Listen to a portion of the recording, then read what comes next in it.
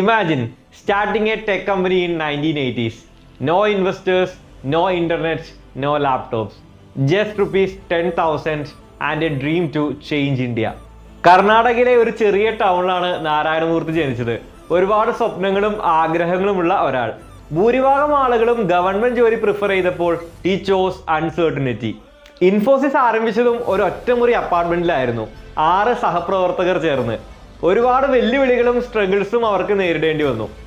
Through perseverance, Infosys grew into a global IT powerhouse, the first Indian company to list on Nasdaq. Murthy built a company on values, transparency and trust, giving employees ownership and pride.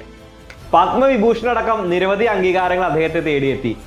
His greatest legacy is to inspire millions to dream bigger. Respect your work and success will respect you. Thank you.